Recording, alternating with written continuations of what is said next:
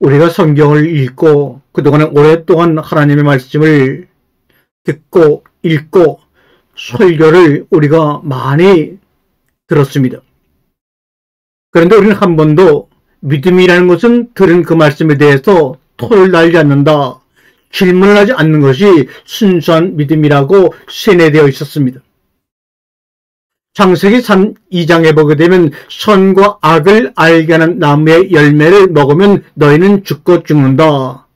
그럼에도 불구하고 3장에서 보니까 아담과 이브가 그 나무의 열매를 먹은 것으로 말미암아 우리에게 원죄라고 하는 죄가 주어져서 우리의 삶 속에 원죄를 벗어나지 못하고 각양각색의 많은 죄들을 짓고 살 수밖에 없다고, 그래서 그것을 위해서 예수가 왔다고 우리는 그 하나님의 능력을 너무너무나 제한시켜버리고 스스로를 죄인의 그런 테두리 안에 가둬두고 말았습니다. 이것을 하나님이 말씀하신 겁니까? 예수님이 말씀하신 겁니까? 아니면 사도 바울이 말한 겁니까? 바울이 말한 겁니까? 아무도 그런 말 한 적이 없습니다. 그저 우리와 똑같이 태어나고 죽음을 경험한 인간들이 자기의 교리로, 자기의 신앙으로, 자기의 믿음으로 그 당시 환경에 맞게 이것을 확정시켜 놓은 것임에도 불구하고 이것을 그저 그대로 받아들이는 것이 믿음이 곧은 사람이라고 우리는 오해를 했지만 이제는 벗어나야 합니다. 창세기 3장의 선악과 사건으로 아담과 하와가 그것을 먹음으로 죄를 지었다가로 고정시켜 놓고 그 원죄로 우리에게 죄의 저주가 이어지는 것이라고 말해온 이유가 무엇인지 당대의 모든 목사님들도 한 번도 반항해보고 질문해본 적이 없습니다. 하나님을 향하여 우리가 가고 있다면, 이것이 하나님의 말씀이라면 어찌 나의 아버지 되신 아버지께 한 번도 반항하며 물어보지 않을 수가 없는데도 말입니다. 하나님이 그렇게 말씀하신 적도 없는데, 바울이 말씀한 적도 없는데, 더군다나 예수님이 오셔갖고 이것을 건드려 본 적도 없는데, 티끌로 만들어진 인간들의 욕심과 교만의 한계가 이렇듯 적나라하게 드러난 사건이 바로 원죄 사건입니다. 원죄. 자기를 죄인으로 여기면 겸손한 자가 되어 하나님께 영광을 돌릴 수 있을 것이라고 하는 잘못된 생각입니다. 사랑하는 성도 여러분, 이런 모든 교리와 신학의 테두리에서 벗어나지 않으면 흙의 사람이 말씀의 사람으로 하나님의 자녀로 변화되어질 수 있다고 여러분 믿습니까? 아닙니다. 또한 보세요. 창세기 6장의 노아의 홍수 사건 후 죄로 인해서 온 인류를 다 심판하고 멸망시키고 오직 노아의 가족만 구원한 노아의 홍수 사건이 있습니다. 홍수가 끝나고 노아의 가족을 통해서 새롭게 인류와文명이 시작되는 시점에서도 어떻게 그 이전 세대의 죄가 연장된다고 생각을 합니까? 노아의 홍수가 끝난 다음에 몇백 년이 지난 뒤 바벨탑 사건이 일어났습니다. 바벨탑 사건 후 언어를 똑같이 공유해서 소통했던 인류가 언어가 분열되고 갈라짐으로 말미암아 전 지구로 흩어져 각 지역에 정착하여 자기들만의 소통을 위한 언어와 문자가 만들어지지 않았습니까? 그러면 그 이전의 사건들을 그들의 후손들에게 전할 때 각 지역마다 다른 언어나 문자로 전해졌다는 말인데, 이것을 가지고 어떻게 같은 이해를 바라는 것은 무리지요. 이건 제국주의의 습성입니다. 갑들의 탄압이요, 갑들의 고집입니다.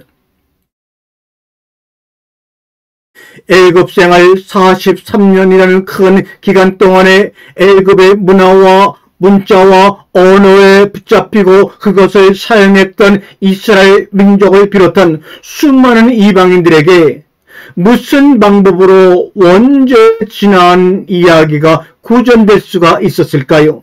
아닙니다. 그런 생각조차 할 수 없었고 알지도 못했던 광야의 백성들이 창세기 2장의 선과 악을 알게 한 나무의 열매를 먹으면 너희는 죽고 죽으라는 이것을 원죄로 지금 우리가 생각하는 방식으로 이해하고 받아들였다고 누가 그럽니까? 그들은 우리와 같이 그 이야기를 원죄 사건으로 받아들인 적이 없습니다. 창세기, 출애굽기, 레위기, 민수기, 신명기, 이 모세오경을 같은 경전으로 삼은 유대교, 이슬람교, 동방종교, 기독교 이런 종교 중에서 유대교, 이슬람교에는 원죄라는 개념 자체를 말한 적도 없고 원죄라는 것이 존재하지 않습니다. 같은 초대교회의 뿌리에서 갈라진 서유럽의 카톨릭과 소아시아의 동방종교회는 같은 기독교였지만 같은 기독교로 시작한 지 1000년이 지나서 두 개가 종교와 카톨릭으로 갈라지면서 카톨릭은 원죄라는 개념을 신학의 교리로 받아들였고 거기서 갈라져 나온 동방종교회는 원죄라는 교리를 받아들이지 않았습니다. 같은 기독교 종파 내에서도 받아들인 종파가 있고 받아들이지 않은 종파가 있습니다.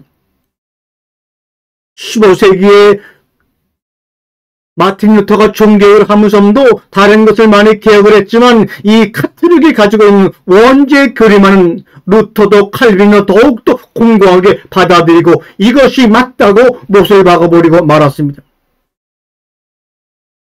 카톨릭과 개신교인에서만 받아들인 원죄 교리인데 우리는 어찌하여 이것을 우리 다시 한번 21세기를 살아가는 사람으로서 이 문제를 고민해 보지 않습니까? 그렇다면 원죄가 해석의 오류입니까? 번역의 오류입니까? 아니면 제3의 무엇입니까?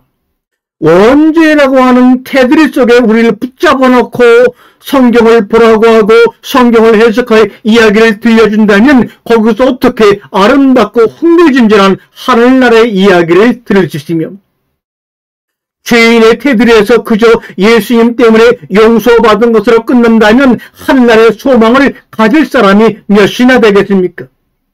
방금 말씀드린 간단한 고찰을 통하여 우리가 깨달을 것은 원죄가 있고 없고의 문제가 아니다 이 말입니다.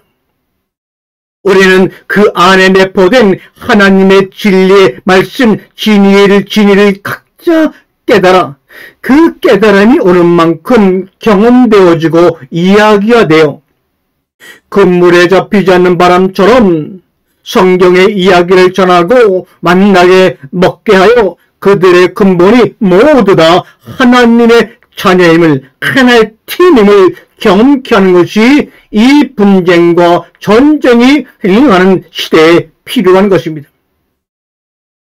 그래서 어거스틴은 고백론을 쓴 뒤에 정말로 마지막으로 이것 하나만은 정말 내가 깨달아야 되겠다고 생각하면서 15년이 지나 15년 동안 창세기 진리적 해석, 창세기 참된 해석이라는 글을 15년 동안 썼습니다.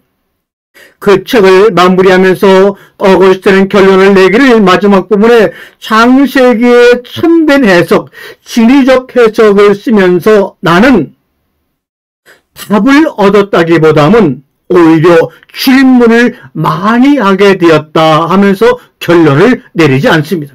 맞습니다. 어거스틴도 질문으로 끝났다면 15년 동안 창세기를 연구하면서 질문으로 끝났다면 우리들도 어거스틴의 뒤를 이어서 계속해서 질문을 던지는 것이 답을 알아가는 과정이 될 것이라는 아름다운 경험이 우리 가운데 일어나기를 간절히 소망해 봅니다. 아멘.